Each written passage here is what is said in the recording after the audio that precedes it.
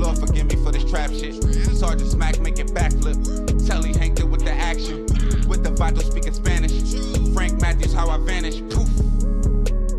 Came back like I'm King Tut. Gold BBS is on a beamer. When Fat Cat was 10 queens up. Ball off the profit, not the re-up. Fly like Puerto Rican Jesus. Uptown like I'm Baby May. Just caught a touchdown from the Bay.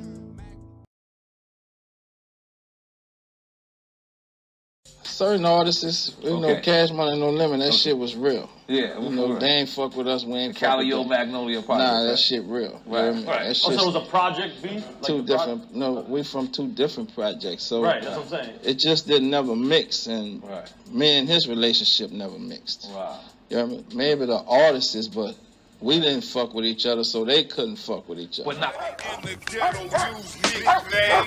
Rap and reality, hand in hand. Randall Watts played himself in Master P's movie. 2 weeks after the release, he was murdered. Friends say Randall Watts was a good man, forced to do bad things to survive in the ghetto. What do you think about when you think about Randall? Somebody that was well respected. I mean, everybody got their good and their bad side, you know what I'm saying? I mean, I got my good and I got my bad side, but I tend to remember all the good things. Calliope housing projects, once sprawling, now there's just a few buildings left. We're talking about the 3rd Ward in New Orleans, a tough place to survive, let alone thrive. It was once the murder capital of the country.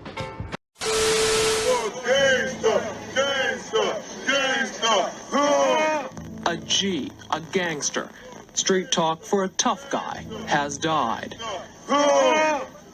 Randall Watts was a suspected murderer and drug dealer, gunned down in a drive-by shooting. His friends take him into his hangout, Rose Tavern, for one last round. They chant the hard question. Is there heaven for a gangsta?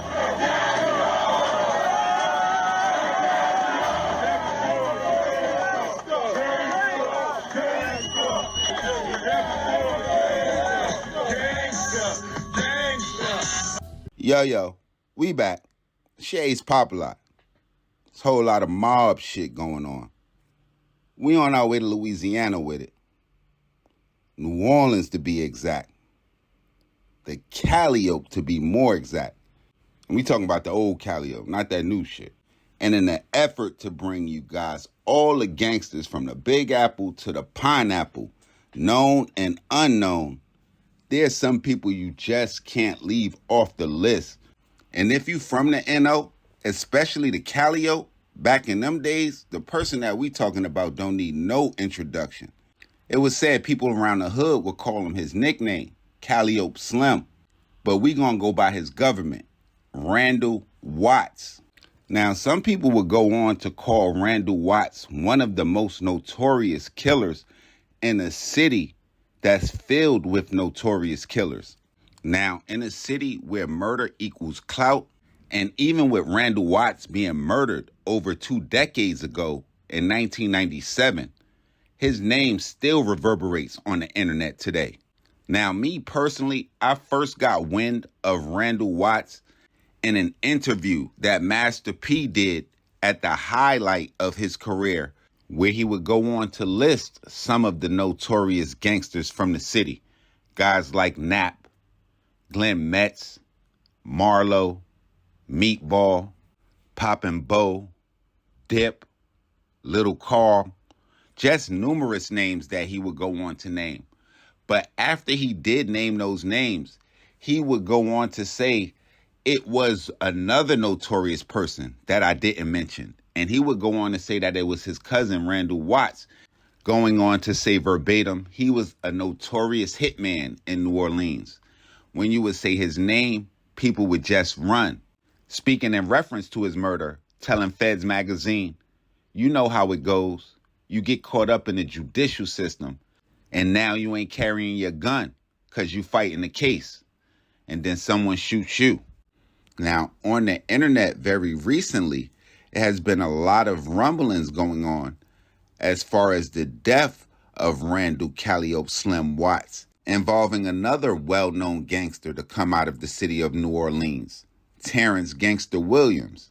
Now, in Master P's interview with Feds Magazine, he would go on to talk about the brother of the other hip-hop conglomerate that came out of New Orleans, Cash Money Records, telling Feds Magazine that the death of Calliope Slim would cause him to get in a run-in with Terrence Gangster Williams, the brother of Slim and Baby, the owners of Cash Money Records, going on to say that he didn't know Gangster Williams at the time and he didn't know him, saying that Gangster probably thought that he had a problem with him because people in the neighborhood began pointing fingers in the death of Randall Watts, saying, oh, he did it.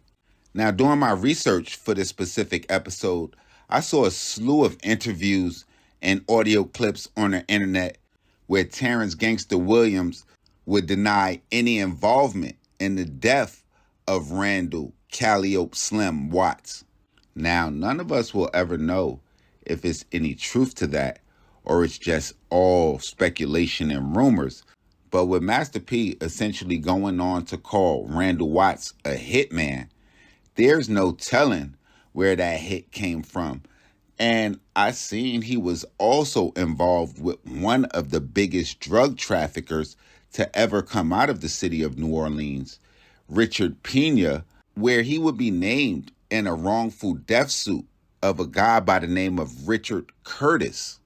I also seen several postings online where they said that rumors could have led to his death, saying that he possibly was the supposed killer of a guy by the name of Mosquito, who was an original Hot Boy member, who was allegedly shot multiple times while hanging in the Calliope.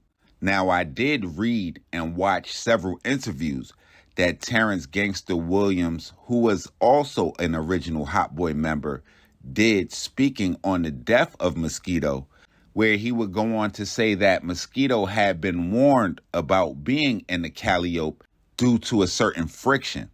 And it would be rumors that the death of Mosquito would go on to start a war between the two housing projects, the Calliope and the Magnolia, as well as an undercover feud that a lot of people have talked about in the past between No Limit and Cash Money. And just like an old Western, Randall Watts would end up being shot more than 20 times and killed in front of what I would call a New Orleans monument, the Rose Tavern, in 1997.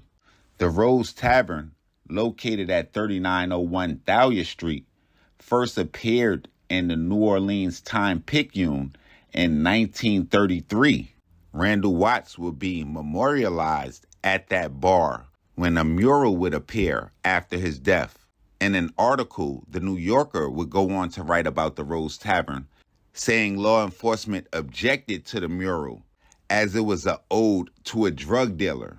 A few years later, as part of an incentive called Project Safe Neighborhoods, the U.S. Attorney, along with the Orleans Parish Criminal Sheriff's Office, would arrange to have his mural replaced, showing the silhouette of traditional jazz musicians playing a second line in front of a golden sunset.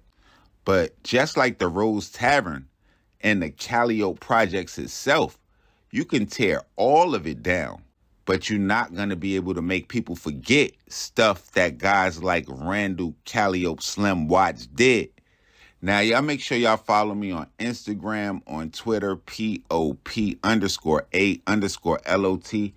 Y'all make sure y'all hit the red subscribe button right under this video, because I'm going to be back talking about legends. And if y'all was in the city, if you from the Calliope, if you from the NO, if you from the Magnolia and you remember that war, y'all get in the comment box. Let some of the people know what the times was like in the projects at that time. And y'all know the rules with me. I'm going to be back with some more real trill spill ASAP. Shit got Popalot. Mobb gang.